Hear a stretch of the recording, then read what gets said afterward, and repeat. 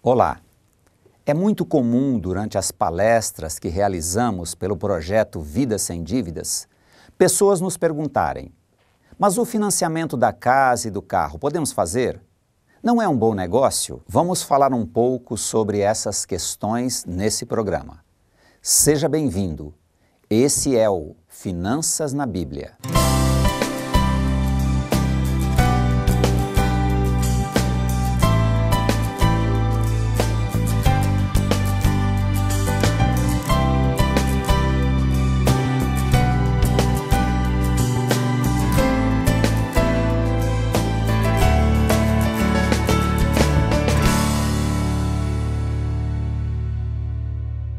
Hoje vamos apresentar dois exemplos práticos de como entrar em dívidas não é um bom negócio.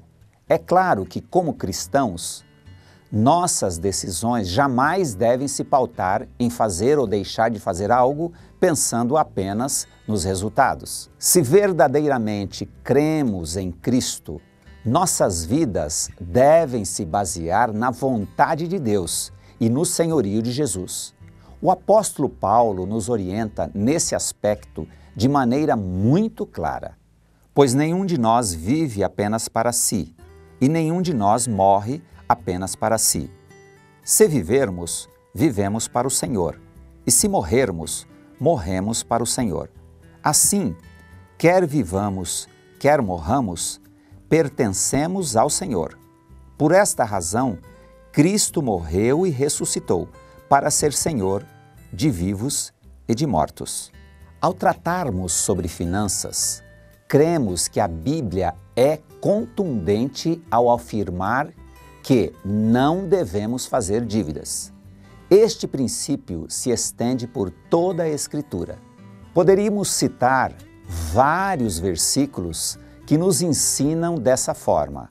Contudo, apresentamos apenas nosso texto base de Romanos capítulo 13 e os versículos 7 e 8, quando Paulo escreve: deem a cada um o que lhe é devido, se imposto, imposto, se tributo, tributo, se temor, temor, se honra, honra. Não devam nada a ninguém, a não ser o amor de uns pelos outros, pois aquele que ama seu próximo tem cumprido a lei. Não devemos fazer dívidas, porque a palavra de Deus nos apresenta essa verdade e ponto final. Ela nos ensina que a vontade dele é boa, agradável e perfeita para todos nós, e isso se aplica à maneira pela qual gastamos nosso dinheiro.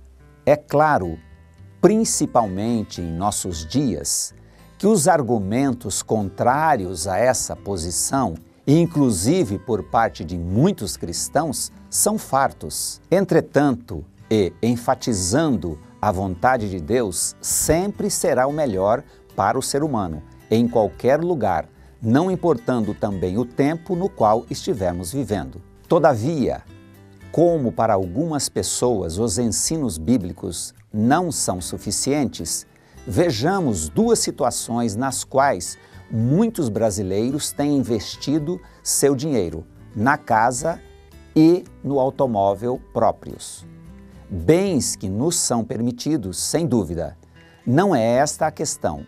O ponto-chave é se adquirimos segundo a vontade de Deus e no tempo dele. O primeiro caso é o do financiamento da casa através da Caixa Econômica Federal.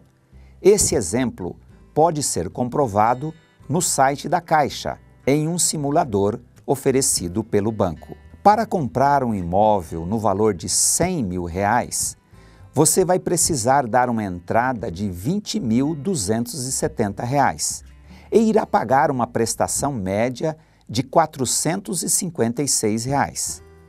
Esse valor é a média entre a primeira prestação, que é de R$885, e a última, de R$231.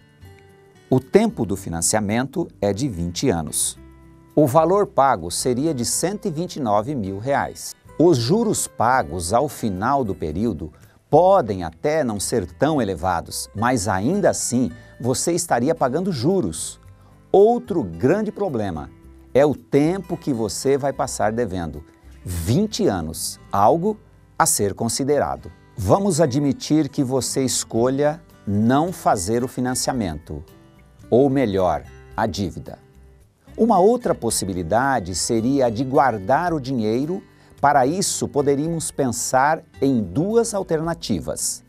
Se você colocasse os mesmos 20 mil reais que daria de entrada no financiamento no CDB, uma aplicação bancária, e pagasse um aluguel de R$ 450, você ainda teria condições de investir mensalmente mais R$ 80, que sobrariam das prestações, no mesmo CDB. Ao final de 20 anos, o montante em dinheiro seria de R$ 216.709. Outra alternativa seria de investir também no CDB os mesmos R$ 20.270, que seriam pagos de entrada no financiamento. A opção nesse caso também seria de continuar pagando aluguel.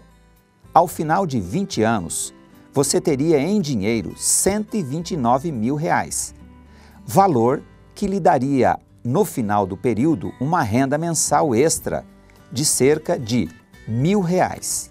O segundo exemplo é real e bem pior. Trata-se de uma consultoria que fizemos a um amigo, que vamos chamar de João. Ele queria trocar de carro, algo que ninguém quer fazer em nossos dias.